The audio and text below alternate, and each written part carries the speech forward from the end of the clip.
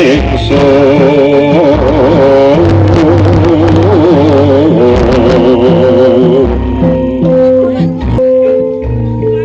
menika tawananipun sumuning Arga Arjuna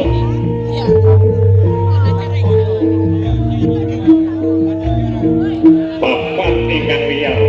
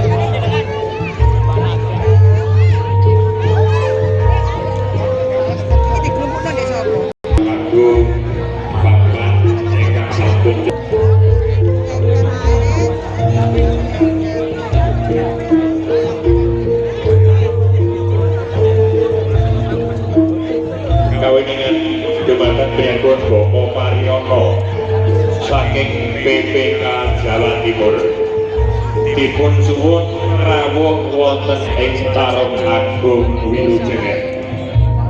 Sepisan malih dumateng penyebut Bapak Mariono saking PPK Jawa Timur dipun suwun rawuh wonten ing Tarung Agung Wilujengger. Kami patosanipun luwaturaken matur sembah nuwun.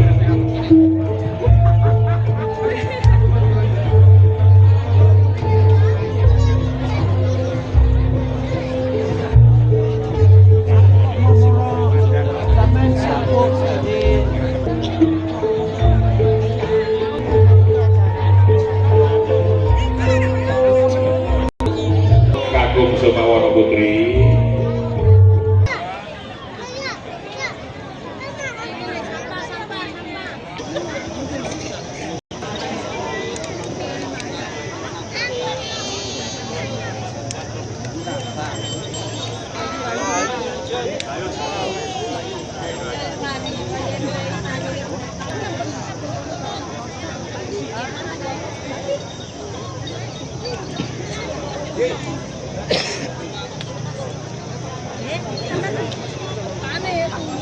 Duduk bersama. Monggo, bareng.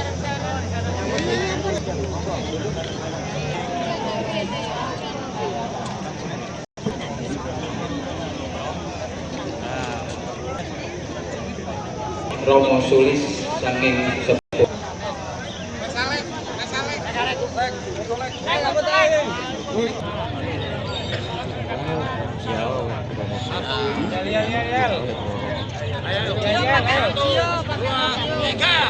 Salam Selendang Merah Nusantara. Rahayu, rahayu, rahayu, rahayu, rahayu, merdeka, merdeka. Nusantara bangkit.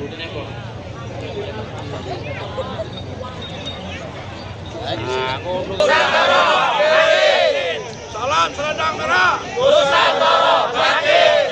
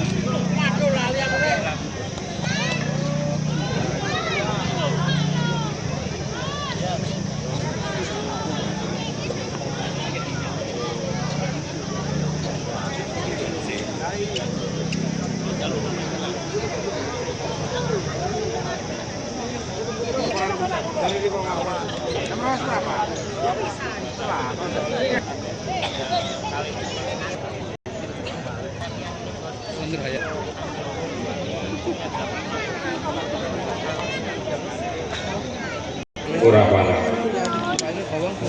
walak bapak ini gini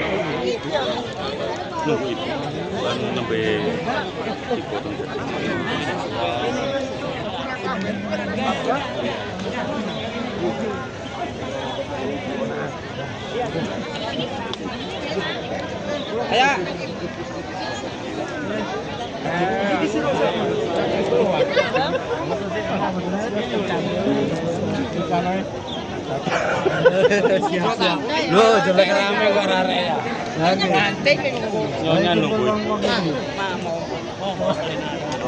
Rahayu, rahayu, rahayu ingkang sami pinayu sagung dumadi.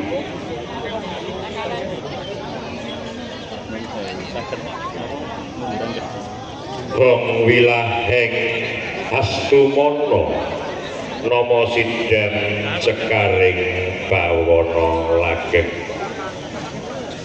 Nuwun, nuwun, kula nuwun sinabekna ing Iloduni miwah guwa bapa sing saliring reh ingkang pantos. Para wiku tansah sesandingan widya wahyuning ilahi ingkang satuhu dados kiblaten ingkang kawula tresnani ingkang kelenggan samangke ugi sampun kersa hanyeng kuyung inggih menika derek-derek dumateng kadang-kadang ingkang dumunung ing tambak watu ugi dumateng sagung ugi tansah sembodo kados makaten ingkang angka sepisan inggih menika pambuka dene ingkang angka kalih inggih menika menyanyikan lagu Indonesia Raya. Dene ingkang angka 3 dipun lajengaken Sekar Mocobat ingkang dipun aturaken panjenenganipun Bapak Widarto Sarimbit Bapak Suwito. Dene sesepuh PPKK Pribaden Provinsi Jawa Timur ingkang mangke badhe dipun salirani panjenenganipun Bapa Karyono. Dene salajengipun inggih menika dipun lajengaken upacara ujug ingkang badhe dipun tindakaken panjenenganipun Rama Supi. Salajengipun inggih menika dipun lajengaken ramah tamah wenggah mangkaten dumateng sagung para rawuh kula minangka jejering pambiwara sadermi mabasa kirang ceneping ing warama sastra kirang duga lan prayoga ingkang nuwuhaken gerah penggalih panjenengan kula nyuwun sih samodra ing pangaksami. Dumateng sagung para rawuh sumangga adicara dipun purwakani. Adicara kula ralat pambuka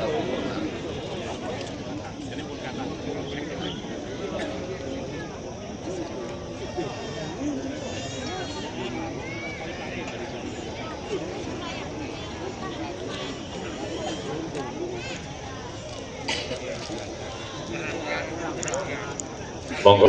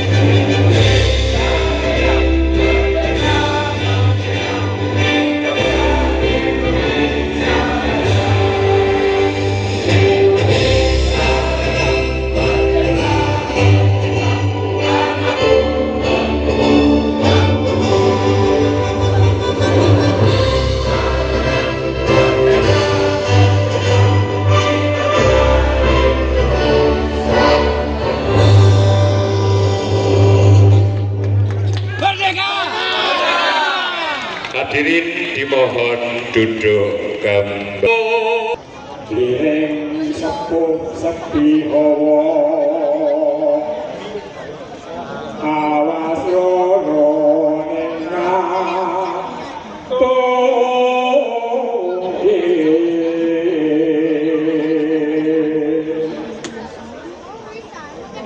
tansah marpamoring sukma sinumaya winahya ing sepi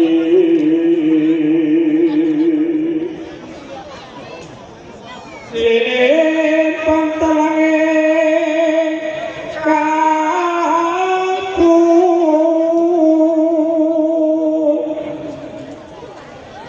padungane warana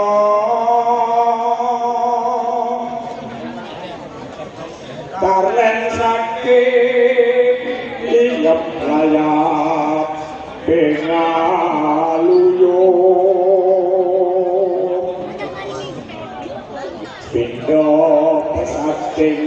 Krishna Sopo suping rasa jati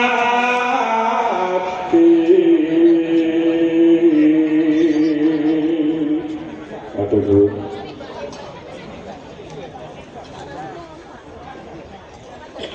Matur nuwun kepada pengaripun Bapak Widarto Saripis Bapak Suwita. Rahayu sagung ingkang sarwa dumadi. Namo Buddhaya, salam merdeka Nusantara, budaya Nusantara bangkit, budaya Nusantara bangkit. Rahayu sedayanipun. Kula minangka saking Kadang Kadya sayektosipun badhe atur pangandikan piyambak nanging mirsani tiyang sak kathah kados ngaten beliaunya mboten mentala badhe matur pramila kula ingkang kajiban matur. Kita mengutip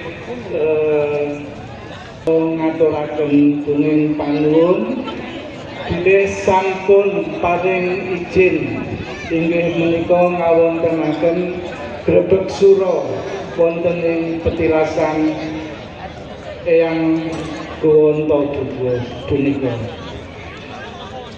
Ugi ingkang kinurmatan dumateng Bapak Kamtibmas ugi Bapak Babinsa kawula sangat matur gunging panuwun rawuh panjenenganipun.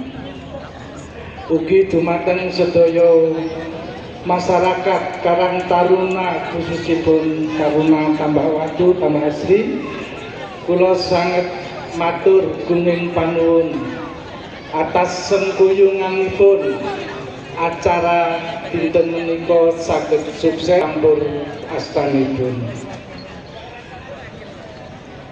Kawula ngaturaken gunging panuwun ingkang agung ingkang sampun mabatara nyawiji wonten ngarsanipun Gusti lan sedaya para cikal bakal ingkang bakali Arjuna punika Gunung Arjuna punika ugi atang langkungipun saking kawula lan kadang-kadang pawon sedaya nyuwun diagung pangaksani. Kawula sanget matur gunging panuwun dumateng sedaya para kadang-kadang budaya ingkang saking Malang Raya ugi ingkang saking Pasuruan Raya. Kula sanget-sanget matur gunging panuwun.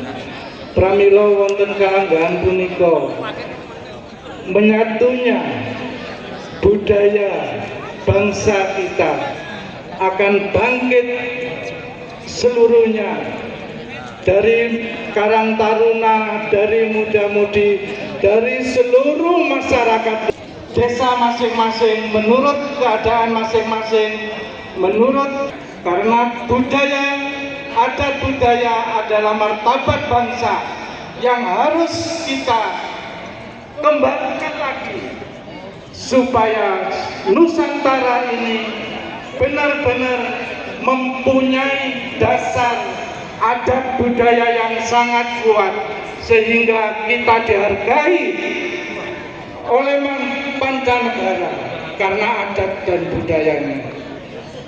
Kita kutip sedikit, bukan saya itu dengan Bali ya. Bali itu sangat seluruh mancanegara. Oleh sebab itu kita sebagai orang-orang Nusantara khususnya orang-orang Rahayu, Rahayu, Rahayu kang sarwa dumadi. Nuwun.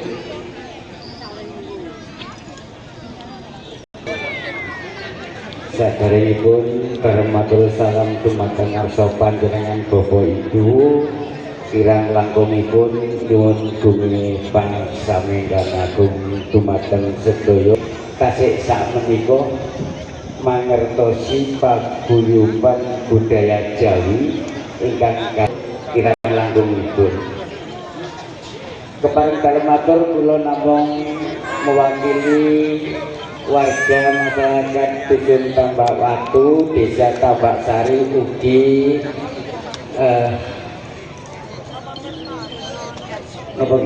tetep sesepuh utawi tokoh masyarakat. Kirang langkungipun dalem sepindah matur nuwun sanget dumateng panjenengan sami Bapak Ibu kang sami rawuh saking tlatah pundi kemawon kula namung saged matur nuwun.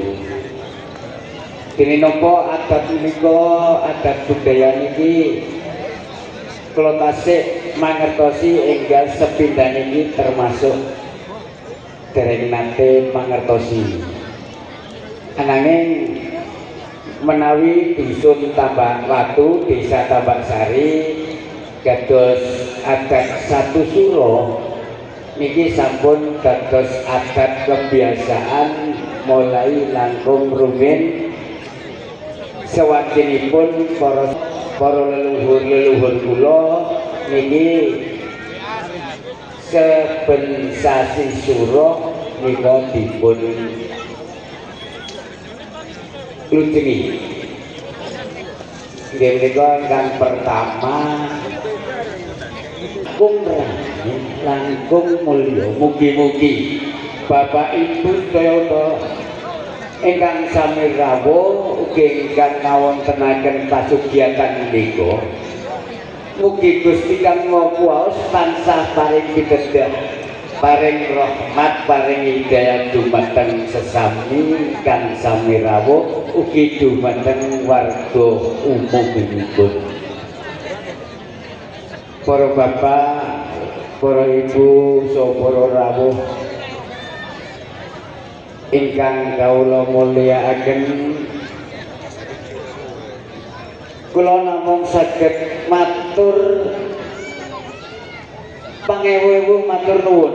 Kula raos bangga, kula raos remen, mugi-mugi khususipun warga masyarakat Tambak Sari saged mangertosi napa ingkang tujuanipun para sesepuh ingkang sami rawuh dinten menika. Niki boten wonten unsur napa-napa ananging niat membudayakan, melestarikan budaya Jawi mekaten Rama nggih. Sehingga boten wonten unsur estetik napa mawon.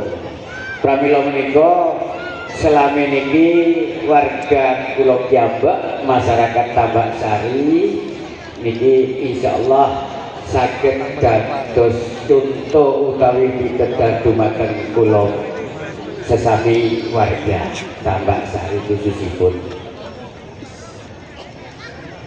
Bila menika Bapak Ibu sedaya para sesepuh saking tlatah pundi kemawon kula namung saged matur nuwun sanget kerawan panjenengan anggenipun nyengkuyung dumateng kegiatanipun paguyuban budaya Jawi ugi dumateng para warga Karang Taruna yang sampun nyengkuyung dumateng grup pawon, nggih, grup pawon. Kraton grup pawon niki kadose sampun menawi boten klentu ingkang pertama biasa-biasa niku sampun ping 12 tahun sakmenika. Ananging keramyanipun kados mekaten tasih sakmenika dipun sengkuyung saking adat budaya Jawi. Mila kula sanget terharu. Sadanipun kula boten saged criyos kata keranten nggih tasih ajri kawontenanipun salah. Mila kula nyuwun banget sami menawi wonten ucapan kula dumateng ngarsa panjenengan kula nggih nyuwun bumi sami ingkang agung. Saking kula semanten kemawon wasana pamiren kirang prayoginipun anggenipun dalem matur dumateng arsa paduka Bapak Ibu kula nyuwun bumi pangan sami ingkang agung. Rahayu, rahayu, rahayu. Semoga matur nuwun. Assalamualaikum warahmatullahi wabarakatuh. Rahayu. Yang terhormat ingkang Manggula Warta, abdi-abdi sejahtera, abdi-abdi tidak bisa kami sebutkan yang menjadi pangarsane ingkang rawuh wonten mrika. Kula minangka ketua Presidium MRKI Jawa Timur, ketua Kabupaten Jawa Timur, titik cerita janjane suwon piye to? Nah niki ana sing nganggo ngobong meneh, ana sing nganggo monotobel keliling. Tak kita seperti kemauan. Zaman semono, rikala Kanjeng Sultan Agung Kagungan Kerto merangi kompeni rasa ing Batavia. Yang waktu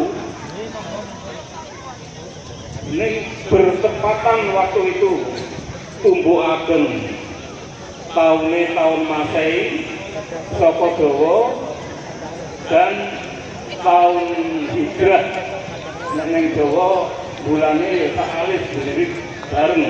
Memang sengaja dibuat tepat waktu begitu untuk mempersatukan bangsa Indonesia, bukan hanya Jawa. Berangkat ke Batavia, tapi sampai di Bekasi sana, di Kalimalang, dikhianati sama warganya. Lumbung-lumbung logistik dibakari semua sehingga tidak jadi perang. Ini bukan itu ya, momen kebersamaan itu, momen kebersamaan ingkang sak menika dilaksanakan oleh bangsa Indonesia di dalam melaksanakan kebangkitan spiritualisme, kebangkitan pribadi dalam menyembah Tuhannya. Boleh saja dengan membakar minyak itu sarana Tuhannya, boleh saja menyembah waktu punya sendiri-sendiri. Apa kowe arep digawe besar hari raya, apa kowe arep digawe apa wae terserah. Nah ini tantangan buat kita semua untuk membangkitkan budaya kearifan lokal, budaya kearifan penggaya.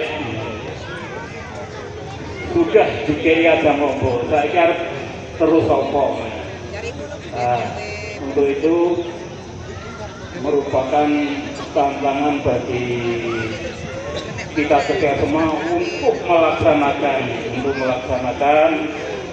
bagaimana kita bisa bernapas menyembah Tuhan yang Maha Esa Gusti ingkang Maha Suci neng omahe dhewe, nganggo carane dhewe, menari dhewe.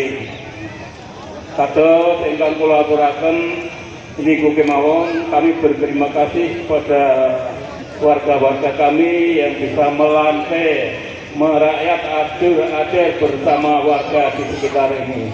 Matur nuwun, bilih wonten kalepatan kula nyuwun tuming bangsa. Assalamualaikum warahmatullahi wabarakatuh. Rahayu.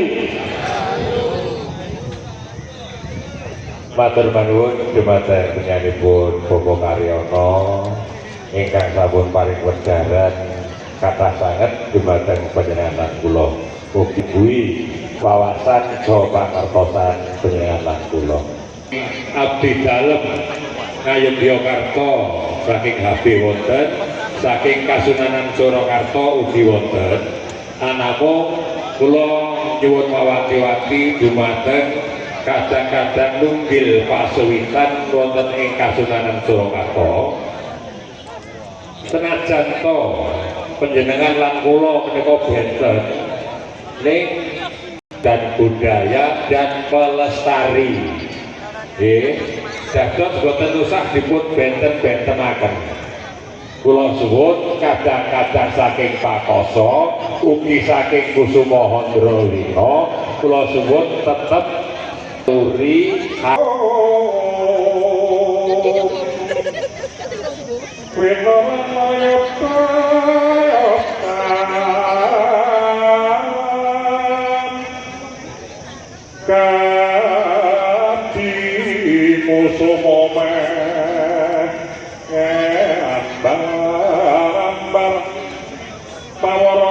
sing dumunganku paun kalon waramega kliring bobato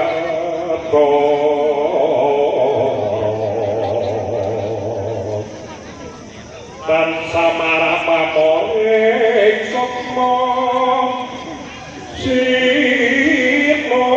Moyo jenazahnya sepi simpen selenging kalbu pambukane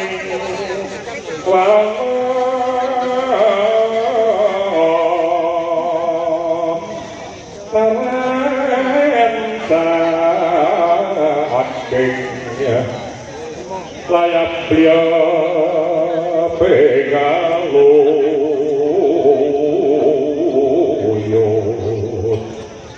pindo petating supeno sumusuping rasa dadi ucap kata mengkono menika sanjane menika Rama Supiyin Saripin Rama Sutrima badhe ngaturaken ujug sesaji nuwun.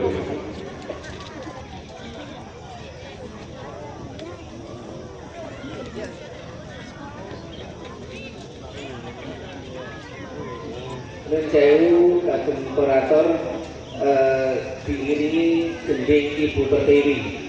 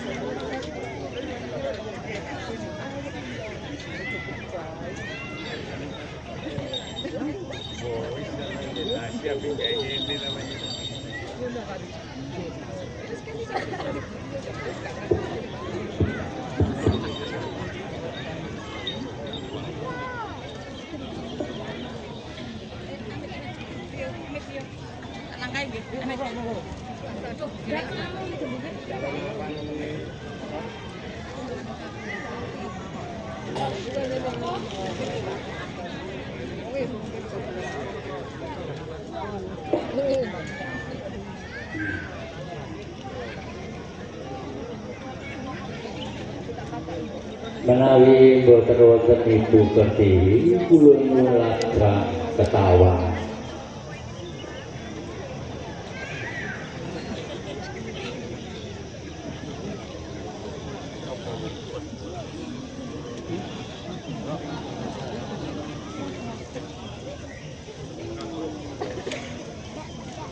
Mawon nggih. Nyuwun sewu dumateng sedaya para rawuh ingkang sampun serta nderekaken adicara ing siang menika ingkang kita sebut pahargyan tanggal warsa sirah duka sasi Durna lan sugeng Haryati Jami.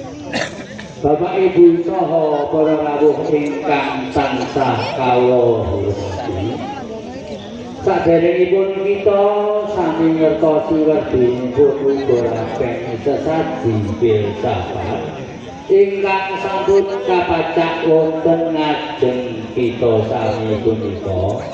Langkung rumiyin monggo sesarengan ngaturi unimo saha nyuwun restu pangestunipun dhateng para leluhur pribadi kita saha nyuwun restunipun para leluhur ingkang sampun paring pilarang ajaran ingkang kita uri-uri saha ingkang kedah kita lestarekaken. Semanten ugi boten kesupen nyuwun restunipun para leluhur ingkang mengku papan panggenan kita dalu niki. Ugi nyuwun restunipun para leluhur ingkang ngembani bumi Nuswantara. Mugi siang menika tansah nderekaken dhateng kita sami supados anggen kita sami uri-uri melestarekaken kapitayan leluhur kita supados saged langkung trep langkung ler. Bapak Ibu saha para rawuh ingkang kawula hormati, sesampunipun kita sedaya sami ngertosi wedinipun uga rampung sesaji sura menika, monggo ugi kita saged ngetrapaken pangertosanipun uga rampung sesaji sura wonten ing kasunyataning lahir kita punika wajib kita ngagesang wonten alam bebraya.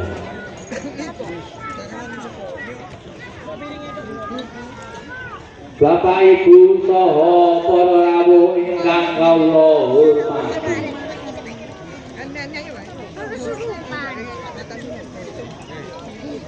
monggo kita wiwiti ngertosi wedinipun uga rampung sesaji sura ingkang wujudipun damar kambang. Damar kambang punika minangka lambangipun gesang, inggih gesangipun manungsa, gesang utusaning Gusti ingkang merben dumati. Menggah suraosipun mengkupi kajengan supados kita tansah ngumurupi lan ngertosi dhateng gesangipun piyambaking sari-sarining hawa pernapasan lan tetedhang saking daya panguwaosing Gusti ingkang merben dumati liwat umbraning bungkus kawah saha ari-ari. Menggah suraosipun mengkupi kajengan supados kita kejawi tresna purun ngrimat lan ginakaken jiwa raga kita ugi kedah purun ngaten lan rumahi dhateng sedherek kita kekawi ingkang kita sebut kakak kawah kadhiayani sesaran rapatna jiwa kados ing desa iki rasane lapak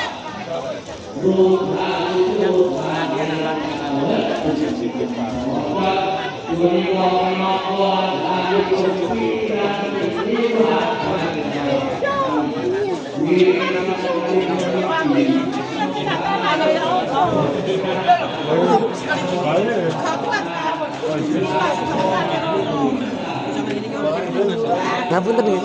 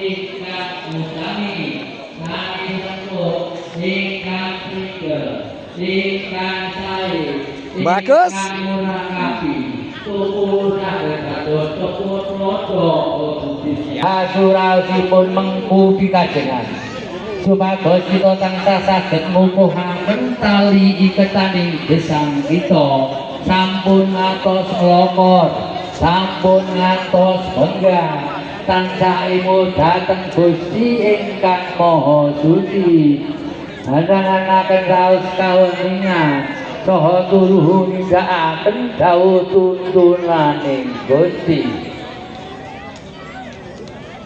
wowohan mentah mateng wowohan mentah mateng punika minangka lambangipun wohing panggawe hasil kita sami ngecakaken tumindak kita sampun ngantos namung adhedhasar kencenging pikir lan kegiatane nafsu dadosipun berusaha busuk nanging kedadipun lambari kanthi raos ingkang wening lan suci saha budi ingkang leres lan sae cikal bibit apa punika minangka lambangipun manungsa ingkang lugu menggahipun mengku pikajengan supados kita tansah tumindak ingkang lugu lan prasaja luhur lan santosa ing budi sambada lan migunani sumrambahe tumrap sinten lan punapa kemawon ayam lan inggo punika lambangipun pangursanan selaminipun bisa menggahipun mengku pikajengan supados kita sami gesang wonten alam bebayan tansah anggadhana raos tresna dhateng sesamining gesang utaminipun dhateng garwa putra tansah anggadhana raos sumelek lan lila legawa jajan pasar punika minangka lambangipun tumandhuking rasa tetrawungan menggahipun mengku pikajengan supados kita gesang wonten alam bebayan iki tansah saged gesang sesrawungan dhateng sesamining gesang utaminipun lan mugi kita saged dados panutan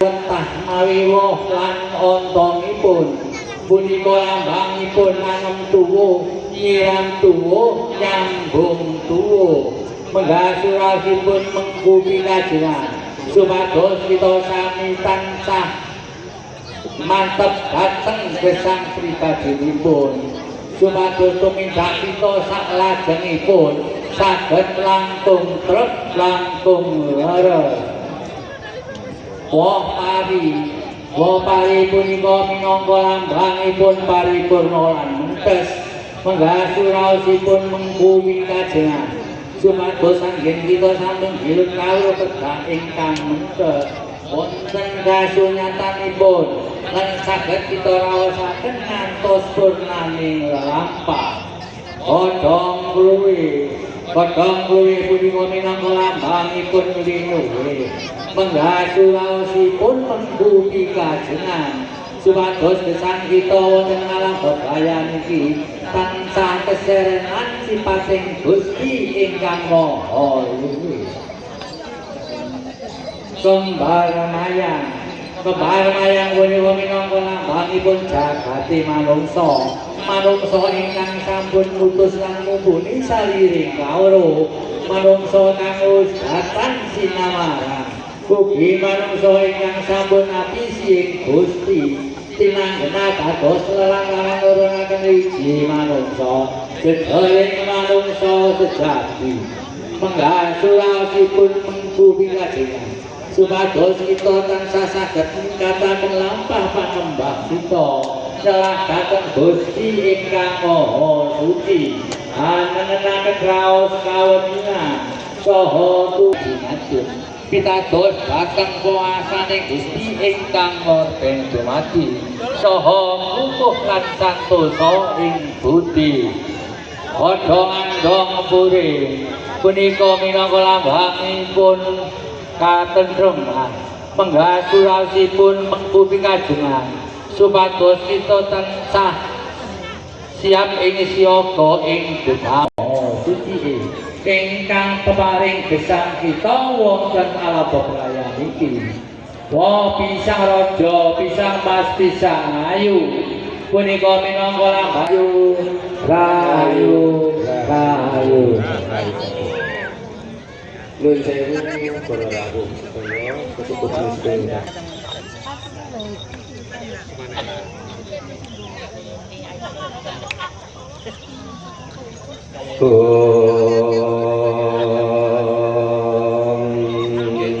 Wilahing sekar bawana langgeng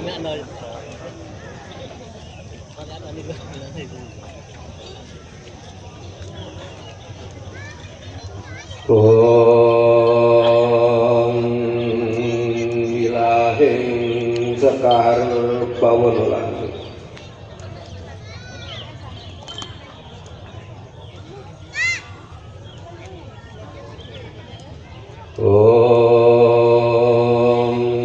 wilahing mastuti sekar bawana langgeng. Duh para leluhur kawula, duh para pepundhen kawula, duh para sukma suci, duh sukma luhur, rahayu rahayu saking tuman, duh sukma klamrangan sukma pekasaan, rahayu rahayu saking tuman. Duh ini danyang kaki danyang kang ngawreksa lemengkon Gunung Arjuna menika, rahayu rahayu saking tuman. Duh ini danyang kaki danyang kang baruksa mengkonti pertapan wonta buka, rahayu rahayu saking tuman. Duh para pepundhen kawula para leluhur kawula saking ngandhap menika Eyang Bathara Guru, Eyang Antaboga, Eyang Abiyasa, Eyang Pandu, Eyang Dewi Kunti, Eyang Sakri, Eyang Sakutrem, Eyang Semar, Eyang Makutharama, Eyang Sepilar, Eyang Bathara Surya, ran para leluhur lan para pendhen kula wonten Arga Arjuna menika, rahayu rahayu sagung dumadi. Duh Ibu Pertiwi Bapa Angkasa, nini semara bumi kaki semara bumi, rahayu rahayu sagung dumadi. Kawula segagondo arum pingin mujudaken raos panuwun pakurmatan kula dhateng para leluhur lan para pundhen kawula sedaya. Mliginipun para pepundhen wonten pertapan Eyang Antaboga menika. Kawula segagondo arum pingin mujudaken raos panuwun pangabekti lan panembah kawula dumateng Gusti Hyang Sukma Kawas. Namung dumateng Gusti Hyang Sukma Kawas kawula bekti lan manembah. Namung dumateng Gusti Hyang Sukma Kawas nyuwun panuntun sabda, nyuwun pituduh tindak tanduk kawula, pangucap kawula lan pamikir kawula. Duh Gusti Hyang Sukma Kawas, kula nyuwun kanugrahanipun Gusti, tipalipun Gusti, pakatipun Gusti kagem para leluhur para pundhen kawula ing Gunung Arjuna menika.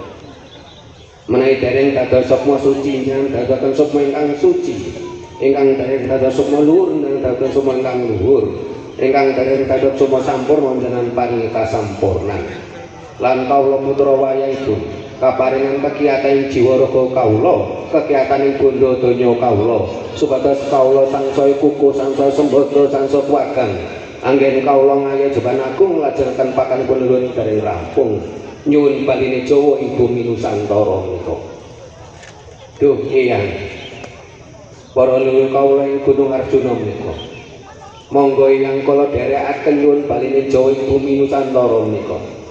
Mesakne putra wayah panjenengan Eyang sampun sawatawis dangu kalitus ing bangsa sanes.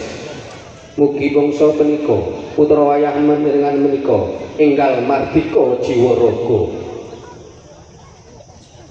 Duh Eyang kalau dherekaken monggo Eyang nyuwun balin Jawa Bumi Nusantara sampun titiwancine enggal cetakno daya kudu mulih utang kudu nyaur, nyilih kudu balekke, anandur angunduh. Duh Gusti yang sukma kawekas, kanthi kanugrahipun Gusti tipalipun Gusti pakatipun Gusti penesunipun para leluhur, menapa ingkang kawula sedya sak kanca rencang ingkang makempal Gwanta Boga menika tansah kasembadan ingkang kawula sedya kepaing kawarasan, kepaing kanugrahan, kepaing kasantosan, kepaing kamakmuran, kepaing kawilujengan sedaya kasembadan. Menapa ingkang sampun dados darbek kawula sak kanca rencang ing marasowan wonten mriki tansah dinangkung dening Gusti yang sukma kawekas. Menawi wonten raos Sanggala, Rubedo, Sukerta, Yosihama Mahasiya. Duh Gusti ingkang kawitan lan ingkang pungkasan. Duh Gusti ingkang menang paring pitedhak. Duh Gusti ingkang merbawani lan dados sekaring jagat. Duh Gusti ingkang tansah gesang tan kena ing sirna. Duh Gusti Raja Rajaning Bawana. Menawi wonten pagebluk mugi panjenengan dadosaken luru. Wekdal kewe mugi panjenengan paringi wareg. Menawi kirang panjenengan cekapi. Menawi wonten kasangsayan mugi panjenengan icali panalangsanipun. Menawi wonten mengsah panjenengan dadosaken luru. Menawi wonten raos candala dadosaken welas asih. Menawi wonten ama panjenengan icali lelaranipun. Duh Gusti namung dhateng panjenengan kawula ngabekti lan manembah. Duh Gusti namung dhateng panjenengan kawula ngabekti lan manembah. Duh Gusti namung dhateng panjenengan kawula nyuwun panuntun sabda. Pitedhah tindak tanduk lan pangucap kawula. Duh Gusti mugi tansah panjenengan jangkung sedya kala. Anggen kawula mengeti tawarsa enggal sura ing siang menika. Sedaya tansah jinangkung panjenengan sami. Duh Gusti mugi tansah panjenengan jangkung gesang kawula ing Triloka Bawana. Om wilahing Sekar Bawana. Donga sampun kacekapan kapungkasan. Adicara kula wangsulke malih dumateng Pahyawara kala sumangga kedul. Desa Arjawilangun, Kecamatan Kalipare, Kabupaten Malang. Bu bilih anggen kula nindakaken pakaryan pinangka lising pengendali adicara wonten Carama Sasta kirang duga lan trapsila jernyatanipun kula titah sawantah jalma lumrah tartamtu kathah kekirangan ugi kalepatan. Mila saking menika kula nyuwun sih samudra ing pangaksami. Ugi dumateng para sepuh, para kadang-kadang panitia ingkang wonten penjelasan utawi buwa Eyang Ananta Puga. Bu bilih anggen kula sowan ing mriki sakadang saking Kalipare wonten tindak tanduk ingkang kirang anuju prana. Kula nyuwun sih samudra ing pangaksami. Anamo pangajap kula sakadang mugi-mugi lumantar anggen kula sowan ing mriki sageta manjing kadang antawisipun kulawarga Tambak Sari Tambak Watu, antawisipun kulawarga saking Kalipare waradinipun dumateng sagung kadang-kadang penggiat adat budaya ingkang dipun suwi saking paguyuban menapa kemawon. Ugi wonten kataluben pilih wonten jangane manah kilo kaki wedal kula suwun monggo saged rawuh wonten ing Arjawilangun Kecamatan Kalipare Kabupaten Malang. makaten kusana saking kula makaten krana kula mangke tasih wonten ayahan wonten gunung ananging menika kula tasih wonten acara menika kembul busana dimakan sagung kadang monggo dipun derekaken anggenipun kadang-kadang panitia menika anyubrata dumateng panjenengan menika awujud kembul busana makaten atur kula sebisa malih nyuwun pangsami kagum akhirul salam wassalamualaikum warahmatullahi wabarakatuh. Om Santi Santi Om Rahayu Rahayu Rahayu oleh jagat Rahayu Sagung Dumadi. Semoga